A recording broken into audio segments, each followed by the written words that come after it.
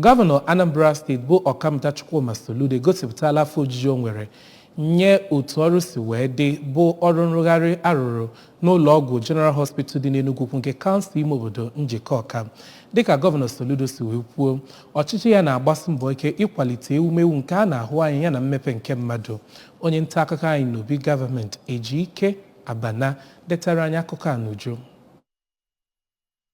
O tụrụ aka na ọ bụ sọnsọ naanị gọọmenti ya bụ nke malitere amụma iwe ndị nkuzi dị 5,000 ya nakwazi ndị ọrụ ahụike dị 300. O kwuru na kemgbe steeti a pụtara na ọ bụ sọnsọ naanị ya bụ onye menwuru ihe dị otu a n'obere oge ọ banye n'ọchịchị, ka ọ na-akọwa Enugwu-Ukwu dịka obodo buru ibu. Aka na-achị steeti a chetakwara ndị Anambra maka amụma ịzụ ndị ntorobịa dị 5,000 n'aka ọrụ, bụ nke o kwupụtara na ọ ga-enye aka iwulite ndị ji ego ya nakwa ndị eji okwu ha agba izu na steeti a n'afọ na-abịa abịa. Ọ yọsịkwara ndị mmadụ ka ha tụnyelu apụga na ntuli aka na-abịa n'ọnwa Maachị na mkpụrụ ụbọchị 11 iji wee nyere aka ma kwado ya n'ọchịchị ya. N'okwu ya, onye kọmishọna na-ahụ maka ahụike na steeti a bụ dọkịnta Afamobidike kwekweziri nkwa na mgbe a rụchara ụlọ ahụike ahụ na a ga-ewebata igwe ọgbara ọhụrụ dị iche iche ga-eme ka ụlọ ahụike ahụ bụrụ ọpụrụ iche na steeti a. Maazị Chidi Ibemeka bụ onye nke ji ọkọlọtọ apụga azọ ọkwa n'okpuru ọchịchị Njikọ Ọka 1 n'ụlọ omebe iwu rụtụrụ aka na ọ bụ onye kwụbara aka ya ọtọ n'ihe ọ na-eme ma kwekwezie nkwa na ọ ga-anọchite anya ndị ọgbọnta nkwado ya ọfụma ma yọzikwa ha ka ha kwado ya. Onye kọmishọna na-ahụ maka bọjetị ya nakwa economic planning bụ Oriakụ Chiamaka Nnake,